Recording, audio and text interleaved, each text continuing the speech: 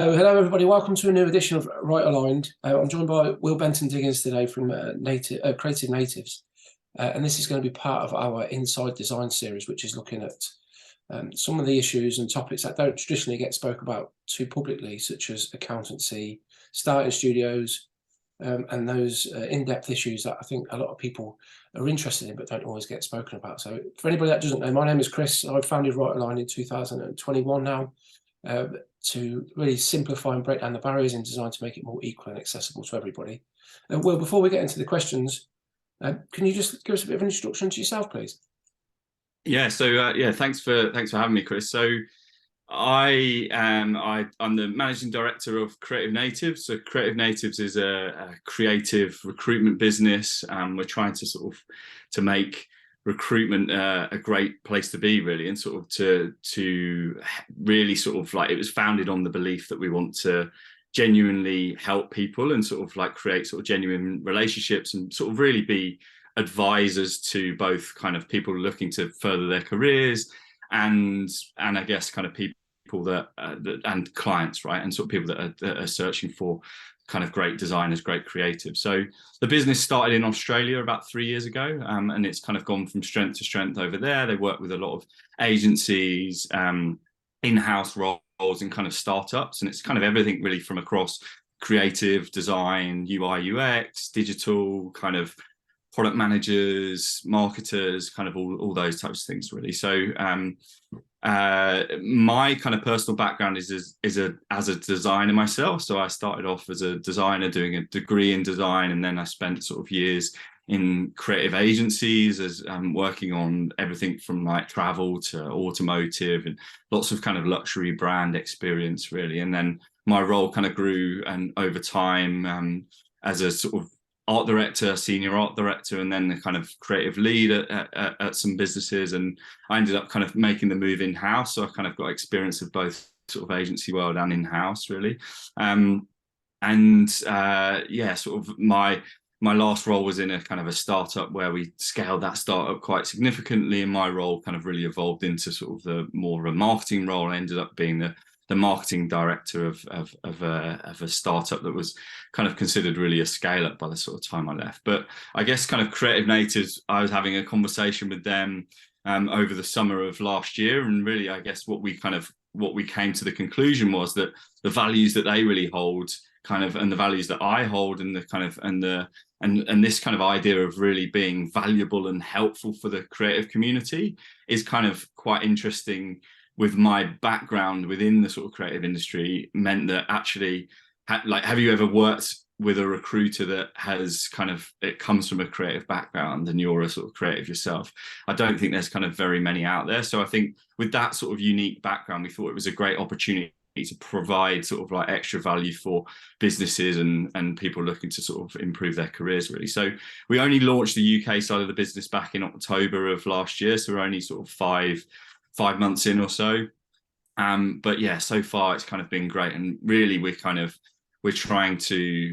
have a lot of kind of initiatives that align with kind of what you're doing, Chris, at Right Aligned, really, to try and give back and help people. So I do my own portfolio reviews where I have weekly sessions talking to designers, kind of reviewing their portfolios. We offer kind of discounted rates for return to work parents, and we do kind of lots of initiatives where we're trying to support the kind of creative community, really. So we kind of founded on the view that we create useful content online. So we do a lot of content on LinkedIn, and we do things like this where we're doing podcasts and talking to people, but really trying to not to sell us as a business, not to sell our services, but really just to try and be helpful to people. So I think that's why kind of we had a great discussion, Chris, before, and I think kind of why we're here today, really, is to offer that value kind of based on what I'm seeing in the market, really. I'm speaking to people every day, all the time, so it's kind of great to be able to share those insights and the things that I'm seeing, really.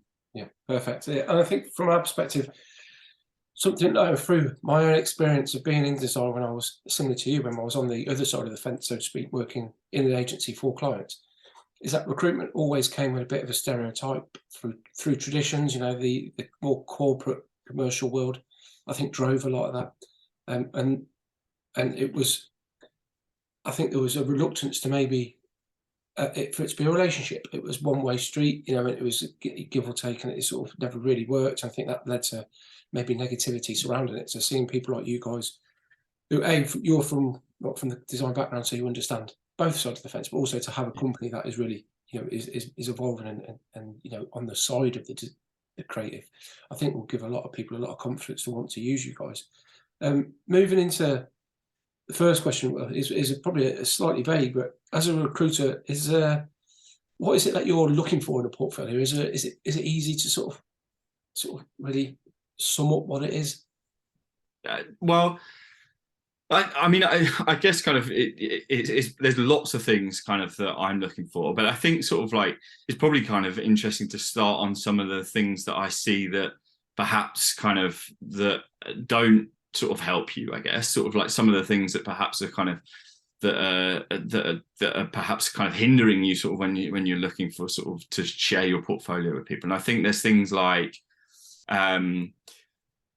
I think the birth of the sort of template, the sort of the templated website, I think is a great thing, right? So like Squarespace and Wix and all those kind of things, and Behance and like those things that kind of have these like pre sort of like built templates are really helpful for creatives, right? Because you don't want to have to be a web developer at the same time as a designer, right?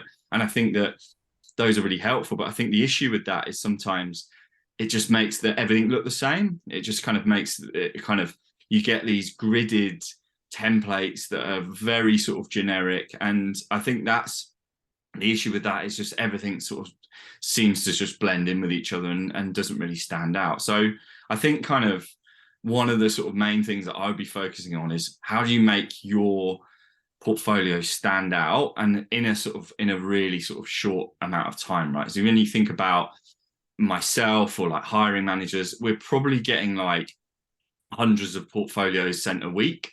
So if you think like if your portfolio is 100 pages long, it's very unlikely that anyone's ever going to get to the bottom of that and go through those kind of 100 pages. So I think it's about trying to attract that attention in the shortest amount of time, really. So see if you can kind of do something that really grabs their attention sort of from the early doors. And I think one of the things is, if you kind of have something that doesn't follow that kind of initial template, it definitely sort of like helps you sort of stand out a little bit.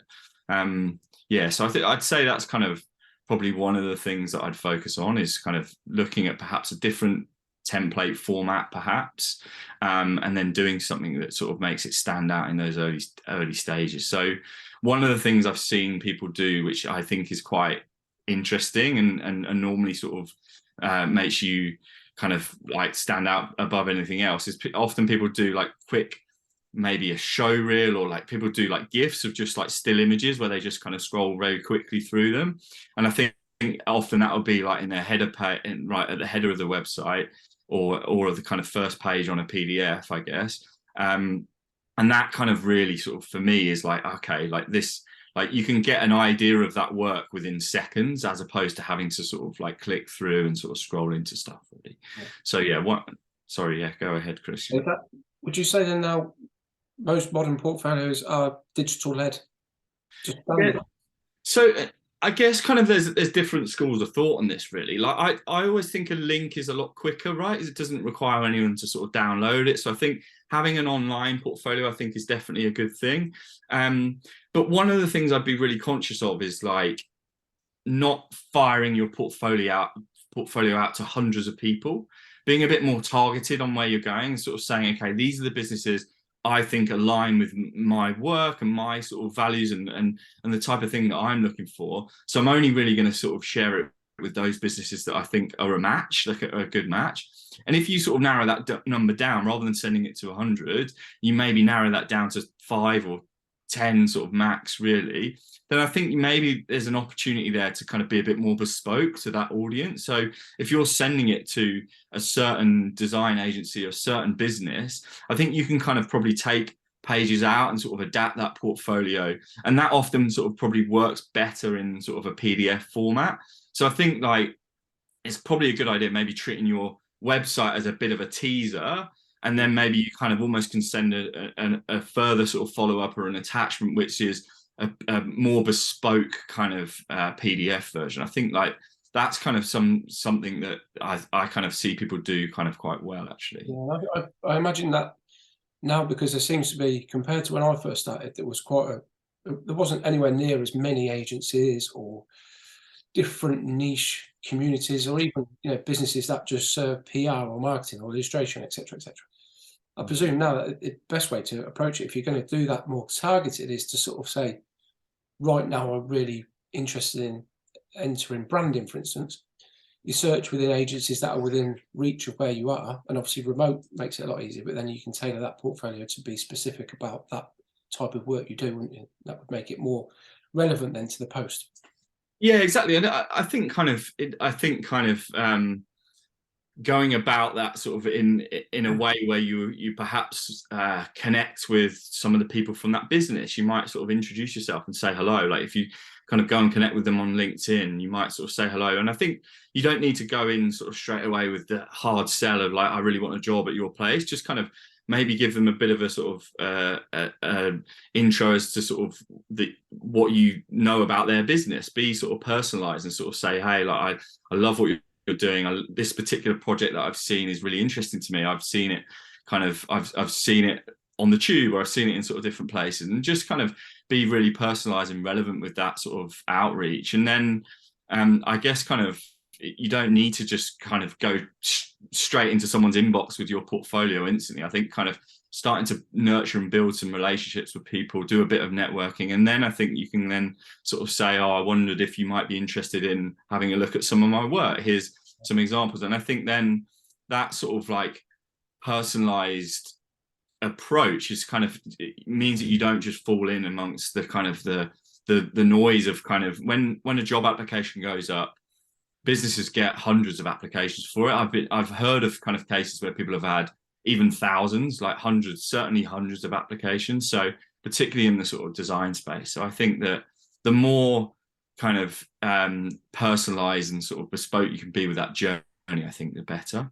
Yeah, I think building relationships is so important, isn't it? In terms of, you don't always have to see it as a business network. You just sort of see it as a pool of people that you respect and admire. There's so many forms of design and creativity, aren't there, that you don't have to like everything, or immediately like everything. I think finding people that fit your, like you said earlier, your vision and your style of work, or the things that you would aim to create, depending on what level you're at, building that network. Because it also, over time, you never know when you'll need that again. Having that point of reference just to lean on, or potentially a mentor, or just someone that could advise, is so invaluable, isn't it? Well, exactly. I mean, I think, well, certainly like in-person sort of networking as well, but kind of certainly on the sort of LinkedIn side of things, I think kind of you always sort of see like LinkedIn as this kind of stuffy business-led thing. It's not really a great environment for creatives.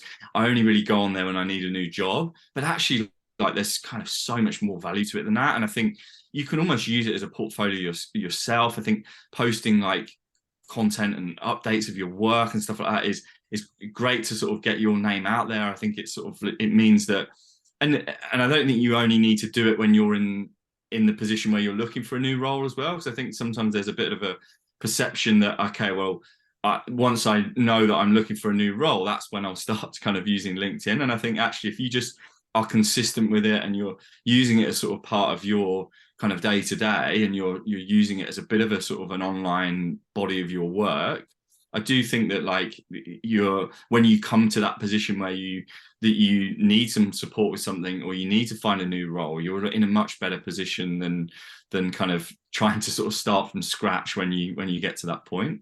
Yeah, I've seen it used in so many different ways beyond the stereotypical, like you say, the business, like the sort of traditions of like a suited and booted sort of type characters, salesmen. I see it, people have built communities around other creatives just for feedback, or to share their own work, just so that they can personally grow, as well as people that use it to generate leads and work. You can use it in a way that works best for you, can't you? So it's adaptable in that. Just thinking about portfolios in terms of how they represent us as designers, would you advise people injecting as much personality into the design of the portfolio itself? So it's not just a series of slides. It's quite concise these days, but personal information, still have a little bit of need for that, don't we? It's not a CV, but it has it gives a bit of a flavour for who you are. But Yeah. I've seen so many that are very plain and quite straight to the point, and then they've got slides. Do you think it's worth investing in actually designing that as its own piece of design? Yeah, I mean, like I definitely think that the more personality you can inject into it, the better, really. And that's like, of course, kind of that covers loads of things, really. I guess if you're, yeah, I mean, you could go down the route of creating a bit of a personal brand and a sort of like a logo and kind of brand yourself. I think that's something interesting to do. It's a kind of a bit of a project, particularly if you're in your infancy of your career. I do think that like having a look at kind of, it's almost like a project in its own. I think that there's definitely that. And then I think like in the written side of things, like I think writing when it comes to kind of portfolios is really undervalued. And I actually think that when you're sort of writing content in there, trying to inject some of your personality in the way you are across in that kind of in a written format is really important. And even when it comes to actually displaying your work and showing projects, you should be writing about like what your role was in that project and kind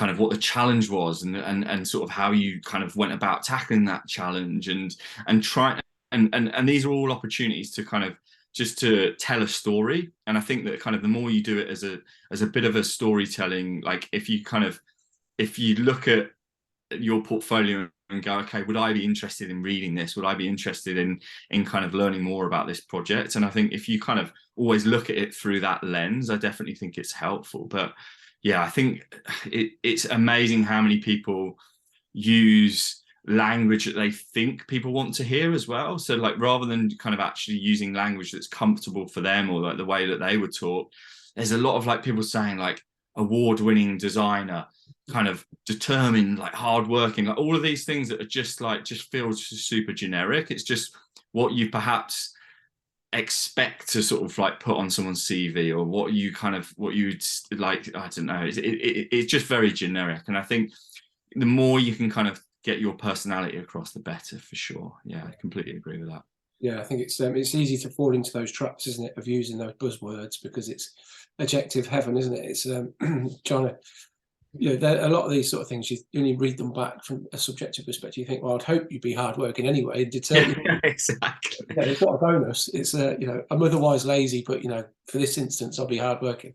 Yeah, and I mean, I've done the same thing when I've kind of created my own portfolio, and I think that, like I mentioned to you before, that it's a really lonely experience to kind of create your portfolio. It's kind of really isolating. You don't really get the opportunity to sort of share it with too many people because you're sort of a little bit concerned about who sees it and what their kind of view might be, and so you end up kind of doing that in isolation. You're very critical as a creative of your own work and things like that, so it often takes longer than it sort of should do and things like that. So I think kind of getting comfortable with asking for feedback on it and sort of and sharing it with people, I think is great. And like if you do sort of submit it to a role, or if you're talking to someone on LinkedIn and you share your portfolio, I think always kind of trying to encourage some kind of constructive feedback is really important as well, because I mean, like I kind of would always try and sort of give people honest feedback on it. And it's not always sort of specific to projects, but it's more about sort of structure and personality and things like that, really. I'm not going to sort of say, well, I don't really like the work you've done on this kind of for this client. It's not really about that. It's all about how you kind of presenting that and telling a story and sort of getting your personality across. And I think those are the things where people kind of struggle. So yeah, that's where I kind of try and offer the most help, I guess. Well, like you're saying, when you're in a sort of maybe on your own or in a isolated from groups because of COVID, etc., and still the fallout from that advice is ever so vital, isn't it? But talking on structure, do you have a recommended sort of project count or page number that you'd sort of say that was a digestible amount? Like you said, there's so many people applying for roles. Has that reduced since that's happened? So I think there's a lot to be said for like making kind of visuals quite big and sort of telling a bit of a story and not being afraid to do it over kind of multiple pages, because people do sort of tend to kind of flick through a little bit, and creating them as sort of as case studies where you've got a bit of a You talk about the challenge that you face. You talk about your role like around that project, your role within the wider team. So like, okay, who else were you working with on that, and what was their roles in it? So kind of really telling a bit of a story sort of about it. You might even show some examples of like the kind of process and the background work. So some kind of, whether it's like early stage visuals or like just some kind of process. And just kind of, that gives an opportunity to sort of get an idea of your creative thinking beyond sort of just the final output. So I think kind of some of those things are definitely useful to include. So you might kind of, if you have a single case study, that case study might go across, if it's on a PDF, might go across like 4, 5, 6 pages in itself, really. But I'd probably sort of aim for around about 5 to no more than 10 for sure. Like 5 to 8 maybe is probably a sort of a reasonable number. I think really any more than like 8 is probably unlikely that people are going to kind of go through them. But for me, it's really, the importance is on, like, you don't need to include all of your work that you've ever done in a portfolio. And I think being quite sort of selective about the ones that align most with the businesses that you're trying to kind of to talk to. So like, I think that's really important. And also the ones that you kind of think like tease you and sort of give the most sort of like visual kind of impact in that sort of early stages, really. Because unfortunately, like, people don't have the time to spend 10-20 minutes looking for a portfolio. So you really want them to be able to pick that up maybe in 2 or 3 projects where they're kind of, they go, okay, yeah, this is great. If that's the case, and they might end up on the 3rd, 4th, 5th sort of projects, really. So yeah, I'd say probably around about 5 or so is probably a good healthy amount, really. And would it be best to go more in depth on a few than it would be to sort of very skim the surface on a lot? Yeah, I'd definitely say sort of having a bit more sort of depth on those case studies, showing off some of your sort of skills. I don't think you need to sort of show like absolutely like all of your sort of like skills all in one go, but I think it's just about making sure that they align with the skills that this kind of the businesses or the agencies that you're kind of looking to kind of get into, really. So yeah, and I mean, I think kind of people end up sort of trying to get across sort of too much, and therefore sort of almost put a bit too much in there. And I think that going in depth on just a couple of projects is definitely a sort of a better approach, really. Yeah, and something I've always wondered about. I sort of made this up as I went along because this advice wasn't there. One of the reasons why Right Along exists is to sort of try and bridge that gap. Is there a noticeable key differences between, except for knowledge, time, and depth of work, that you sort of recommend to, say, someone that's just graduated looking for their first post? They obviously won't have a body of work or active work. Is it best just to represent who they are? Just be genuine and honest. This is what I did at university, or this is things that I was proactive and did within the community or for friends and family. That will naturally evolve over time. But at those stages, it's always just best just to represent who you are at any given point, as opposed to maybe trying to be something that isn't, because it's quite easy. I think definitely sort of being quite honest about sort of where you're at. I think there's no harm in that at all. I do think that people spend time doing kind of self-initiated projects and like creative experiments and things like that. And typically, like, I encourage people to sort of have, like, it is on their website, have a bit of a section for that, where you've kind of almost like a playground of stuff, where you've got just some kind of interesting things and sort of fun stuff happening, really.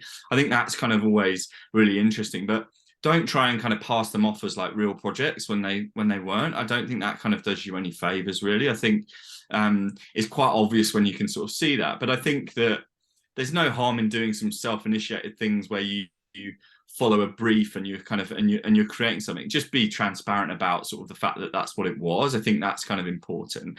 And I think there's not an expectation for people to have had lots of experience when they are at that junior level, or to have lots of real life projects, but it's all about kind of getting across who you are, your personality, and sort of those self-initiated projects are just about showing some of your process and some kind of exciting things around that, really. Whereas I think that, yeah, sometimes you see on the face of it, you're like, someone's done this great project for Google, and then you're like, oh no, they've not ever worked for Google. This is kind of they've made this up, and they've almost tried to disguise it as that. And I think it might take a couple of seconds, but you're always going to kind of be aware of that. So I think just saying at the start of that, if it is a self-initiated, just kind of explaining that in the copy at the beginning, I think is important. And you mentioned it there about transparency.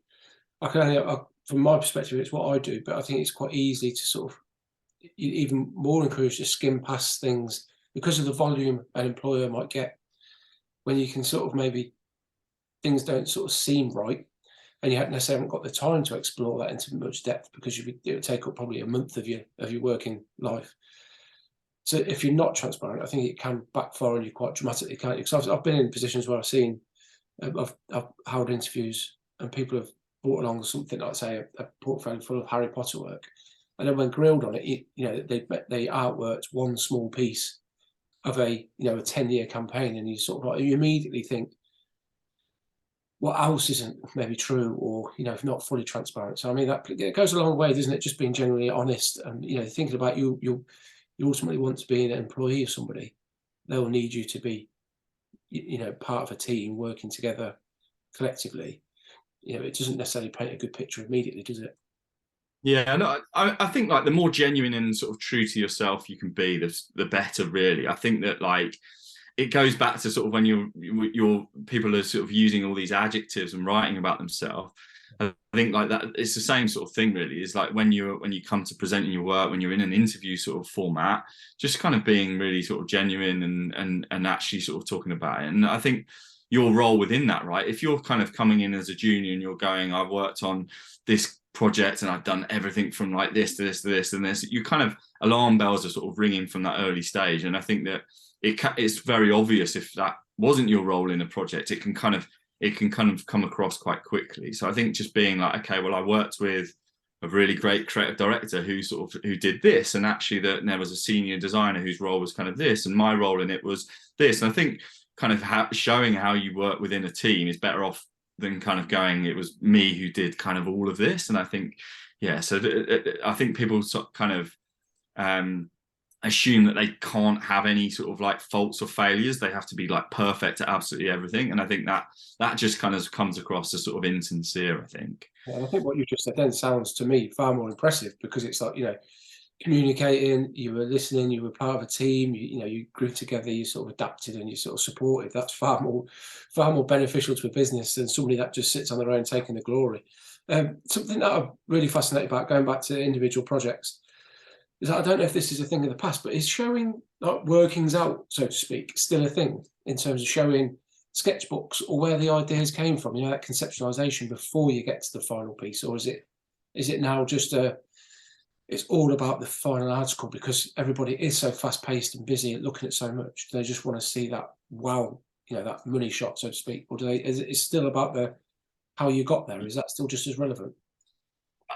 For me, I think it's always worthwhile having a bit of that sort of workings out sort of shown in there. And I think just kind of asking yourself, what value is that adding? So not just kind of throwing in like something for no reason, but I think kind of being like, okay, well, maybe on this, like they might want to sort of see some examples of like how I kind of the journey of kind of getting there, really. And if you look at sort of roles in like product design and UI UX, like those types of roles, that's kind of all portfolios pretty much that you see for those will have those kind of workings out, because there's a lot of behind the scenes kind of process going on. So it's quite interesting that those roles, pretty much everyone sort of shows that. But when it comes to design specifically, or even kind of like art direction and those sides of things, people are kind of a little bit less likely to show those workings out. So, I mean, I wouldn't kind of overdo it, but I would definitely sort of include like 1 or 2 pages in a case study that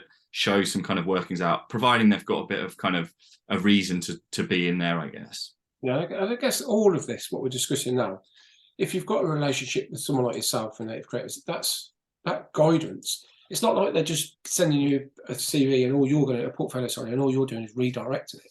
Yeah, the whole point is that you work with them to sort of get the best out of them for any given role and all the nuances. So, this is quite generic in some respects, isn't it? These are tips and tricks that you could implement quite easily and quickly. but still there is the next phase is understanding the specifics of a role, a business, where it is, who they work with, to then tailor it so it's more suitable, isn't it? And that's the key to having a relationship with you guys. Yeah, absolutely. Like, I mean, I always kind of work with candidates on that basis. Like, if I'm gonna put them forward for a role, like I would always say, oh well, actually, the client really likes kind of to see some like digital executions, right? So actually, I've seen you've got a few of these, but have you got anything more on that project, or like have you got another case study that you could kind of pull out that sort of tells that story? So it's kind of about like me sort of looking and kind of going, okay, these two, the business and the kind of individual matches really well here. How do I make sure I can kind of help facilitate that and give the kind of candidate the best opportunity? So I think it's like, yeah, there's definitely working with kind of someone like myself is definitely kind of, I think you mentioned it at the start, really, is that kind of there's a bit of a reputation or a sort of a negative sort of perception of the recruitment industry. But I think actually kind of they're there to really like work with you and to sort of support. And I think when you work with someone that kind of is working on a kind of collaborative and sort of helpful basis, it can really give you a much better opportunity of kind of getting in with some of those businesses, because I know sort of both sides of it, right? I'm talking to the kind of the client as well, so I know what they're looking for, and so you can kind of, yeah, you can help kind of no end, really. And I think that's definitely the benefit of someone like yourself that's been in, that can see both sides, that understands the process of applying and moving, as well as, you know, having to nurture and, you know, with empathy and sort of guide people and sort of put them in the right position. I suppose it's, you know, it's a 360 opinion, which is quite rare, I presume, or maybe it's growing, but from what I've my past, there aren't many people that have been on both sides. Moving towards the end, Will, but finally, one question really that's stepping away from the portfolio, it's associated with it, but for people that have applied and you know, been rejected or not heard anything back, have you got anything that, any advice for people that might be feeling, especially I think younger people that, you know, that maybe graduated through COVID, that have experienced the life in a, you know, that there's a formative years in a very different way to what we might have. I feel like maybe the criteria for jobs is extreme, to say the least, in some cases. That because there's such a volume of people applying that they might not even get a response at all. Any advice for people that you come across that feel, you know, feel quite sort of frustrated by what's going on? They feel, you know, that loneliness is lifted, you know, it's increased even further. The sort of, you know, is this the right place for them? Is it just anything that you can maybe give them that just, I don't know, that just really gives them a bit of faith in what they're doing? So I mean, it's definitely sort of like tough out there, there's way more kind of applicants than there are sort of roles to fill, really. And I think that like is when you get 200, 300, 400 sort of applicants for a job, it's sort of like the chances of you getting it is relatively slim, right? And I think that what you've always got to remember is you need a bit of resilience when it comes to sort of like looking for roles, particularly when you are early in your career. So like in your entire career, you're always going to get more job rejections than you are kind of job offers. And I think that that's something to remember. And I think staying kind of resilient and trying to sort of do all the right things, really. And rather than sort of firing your portfolio in a bit of sort of desperation out to like everywhere and anything and sort of and kind of spreading sort of all over the place, I think kind of being selective. So like, I mean, as an example, I put a post out on LinkedIn in the last few days about a role. I've had loads of people sort of send me in their kind of their portfolios on the back of that. And a lot of them are just kind of generic messages. They copy and pasted it from somewhere else. And you can tell that straight away, like people leaving even like the wrong companies and things like that in there.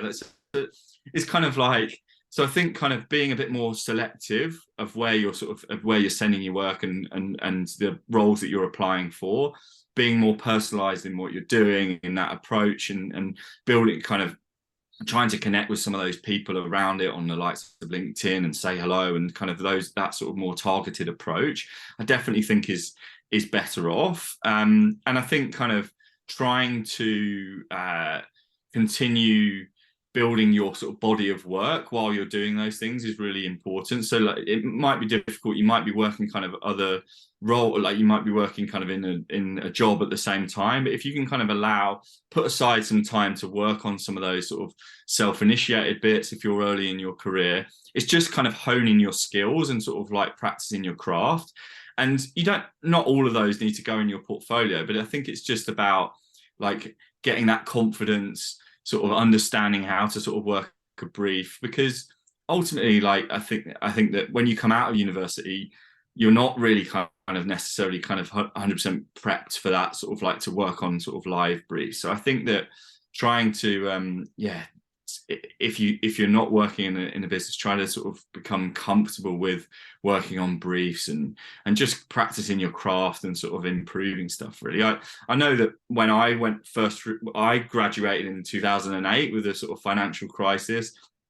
Came out and I literally sort of I was working in a car factory for during the day and overnights, and then when I wasn't on my shift, I was literally sat down just designing like all day, and it was what I was passionate about. Is I knew it's what I wanted to do, and then I was basically kind of creating work that I knew like resonated with the businesses that I wanted to work at. So I'd kind of just create sort of bespoke briefs for myself and sort of building projects and then sending that kind of like those applications in directly. And it took me 6 months and it took me kind of like loads and loads of applications, but kind of eventually someone sort of gave me a break. And I think that like you just got to keep with that sort of resilience, try not to sort of be too disheartened by it, because it definitely is a really difficult environment. And just kind of if you're doing all the right things, eventually it will come really. Yeah, no, I couldn't agree more. I think resilience is very overlooked in professional life. And I think especially in creative industries, because you're sort of bearing your soul a lot, aren't we? You know, this is what we come up with in our minds because we think this is, you know, it's not an easy sort of mathematical question where there's a definitive answer. It's, you know, it's all down to us as people, isn't it? And it's strange that majority of us are quite introverted or afraid of showing work, but every day we show work, you know, because it's professional. It doesn't seem to make as much difference, but it's I think sticking at it and believing that, you know, understanding that an opportunity will always arise. It's just maybe not the right time at the right place, all those sort of things, and it's you know, keep on going. But yeah, no, I appreciate that, Will. I think it's really a real good start to this. For anybody that is watching, we will be, you know, breaking down the subject of recruitment and looking at different areas within that over time, just so that we can, as opposed to sort of giving it one big overview, we can sort of start to really focus on individual areas that Will is doing on a daily basis. So I really appreciate your time, Will, and we'll get this shared later today. So Yeah, can watch it. Is it, for anybody that is watching, where's the best place to find you and the agency? Yeah, so we're Creative Natives on LinkedIn, or Will Benton Diggins on LinkedIn, or you can email me at will@creativenatives.uk. Excellent. I'll put all those details on the description when we put it onto that archive that we're building on YouTube of you know, various insights and talks into different areas of the design world and the other subjects and niches that surround it. I'll add that into there, so there'll be direct links. So if you check that out, you'll be able to find everything from there. But until next time, Will, it's been a pleasure to speak to you, and we'll catch up again very soon. Brilliant. Nice one. Thanks for having me.